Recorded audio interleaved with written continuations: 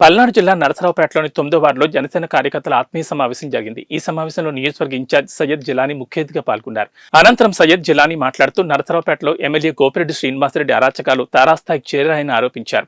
స్థానిక సంస్థల ఎన్నికల్లో గోపిరెడ్డి ప్రతిపక్ష నేతలపై దాడులు చేయించారని మండిపడ్డారు. రాబోయే ఎన్నికల్లో రాష్ట్రానికి పట్టిన దరిద్రం వదిలిపోవాలన్నారు. నరసరావుపేట టీడీపీ అభ్యర్థిగా ఎవరిని ప్రకటించినా అందరం కలిసి గెలిపించాలని సూచించారు.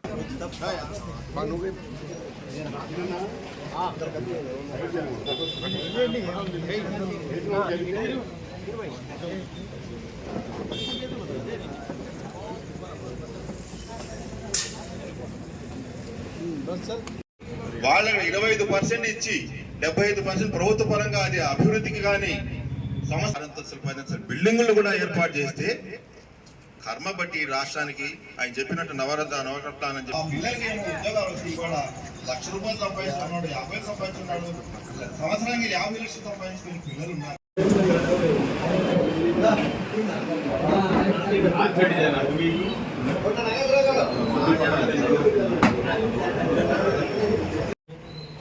మంచి కలయిక శుభముహూర్తంలో కలిశారు. ఈ రాష్ట్రాన్ని పట్టినటువంటి దరిద్రాన్ని ఎంపీటీసీ అప్పుడు, జడ్పీటీసీ అప్పుడు, పంచాయతీ సర్పంచ్లకు ముందుగానే జనం ఈ యొక్క పరిపాలనలో జరుగుతున్నటువంటి అన్యాయాలు, అక్రమాలు చూసి ఏకపోతే 150 సీట్లు యాడొచ్చినాయండి, ఓట్లు వేశారు. సరే, మనం దాని మీద అనుమానాలు వచ్చినాయి. శంకుస్థాపన జరుగుతుంది. అతని అన్యాయాలు, అతని అక్రమ సంపాదన మనం చూస్తున్నాం. ఈ రోడ్డే మీరు 8 కిలోమీటర్లు పోతే కోటప్పకొండ, మరో ఋషికొండ, మరి ఎర్రమట్టి, ఈ చుట్టుపక్కల ప్రాంతాలు మొత్తం ఎర్రమట్టి మొత్తం బోరుగుండు చేసి ఋషికొండ, మరో ఋషికొండ నరసరావుపేట స్థానికంగా ఉండేటట్టు చేశారు. అలాగనే మీరు గతం నుంచి చూస్తున్నారు. సుమారు నాకు తెలీదు, నాకు ఊహ వచ్చిన కాడి నుంచి మా ములుగులూరు చెరువు, ఆ ములుగులూరు చెరువులో సుమారు 15 అడుగులు లోతు తవ్వి 15 అడుగుల నుంచి గ్రావెల్ చేయటం, ఆ చుట్టుపక్కల మొత్తం వైసీపీ కార్యకర్తలు కానివ్వండి, నాయకులు కానివ్వండి, లక్షలాది రూపాయలు సంపాదించడం జరిగింది. అలాగనే మన 10 కిలోమీటర్ల దూరంలో 10 కిలోమీటర్లు కూడా ఉండదు, మన వెంచరేశారు గోపిరెడ్డి శ్రీనివాసరెడ్డి అండ్ టీం.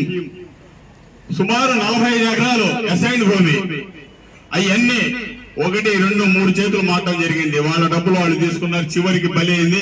చిన్న సన్నకారు ఏదో వ్యాపారం చేద్దామని పోయిన వాళ్ళు ఇప్పుడు ఆగిపోయి బలి అయిపోయారు. రేపు ప్రభుత్వం మారగానే చుట్టూ సర్వే పెడితే ఎగిరిపోయేది ఈ వైసీపీ కార్యకర్తలు. వేరే వాళ్ళు లేరు, కొన్నది కూడా వైసీపీ కార్యకర్తలే కొద్దిళ్ళు. ఇలా చెప్పుకుంటూ పోతే ఆయన అరాచకాలు చాలా ఉన్నాయి. మా ఊరు ఎంపీటీసీ ఎలక్షన్ అప్పుడు నామినేషన్ వేయడానికి మా ఊరు దాదాపు తెలుగుదేశం వాళ్ళు అందరూ వచ్చి నామినేషన్ మామూలుగా వచ్చారు. వాళ్ళు వచ్చిన కొద్దిసేపటికి ఏం జరుగుతుందో అర్థం కాని పరిస్థితిలో వేల మంది వచ్చి మీద పట్టడం, రాళ్లు కర్రలతో కొట్టడం, సుమారు 32కి మా ఊరు వాళ్ళని 32 మందికి దెబ్బలు తగిలితే పోలీస్ స్టేషన్ పోయి కంప్లైంట్ చేయడానికి కూడా భయపడ్డారు వాళ్ళు. ఇది అరాచకాలు. అలాగనే నర్సాపేట టౌన్ చూస్తున్నాం మనం. ప్రతి బజార్లో, ప్రతి వార్డులో 50 నుంచి 100 మంది గంజాయి తాగే యువత, గంజాయి తాగటం, గంజాయి దూర ప్రాంతాలకు సరఫరా చేయటం, అమ్ముకునడం, ఇది ఒక వృత్తిగా సాగటం. కొంతమంది బానిసై ఈ రకంగా నర్సాపేట టౌన్ మొత్తం మీద 3000 నుంచి 4000 మంది యువత ఈ గోపిరెడ్డి వల్ల చనిపోవడం జరుగుతుంది. ఇక్కడ లా అండ్ ఆర్డర్ ఉండదు, క్రమశిక్షణ అనేది ఉండదు, పోలీస్ వ్యవస్థ ఉండదు. ఏం చెప్పినా వైసీపీ కార్యకర్త చెప్పాలా, నాయకుడు చెప్పాలా, అసలు నాయకుడు చెప్తేనే ఇక్కడ జరిగింది. ఎదుటోడి, ఎదురు పార్టీ వాడు ఏం చెప్పుకున్నా, ఏం మొత్తుకున్నా ఏమి ఉండదు. కంప్లైంట్ బుట్టలో తీస్తారు, వాళ్ళు కంప్లైంట్ తీసుకుంటారు, తీసుకుపోయి స్టేషన్ లో కూర్చోబెట్టి అన్అఫీషియల్ గా 15 రోజులు ఉంచుతారు, రిమాండ్ లో 3 నెలలు ఉంచుతారు. అది ఇక్కడ జరుగుతున్న మీరు గమనించండి. ఇక్కడ మనం రాబోయే ఇంకా 2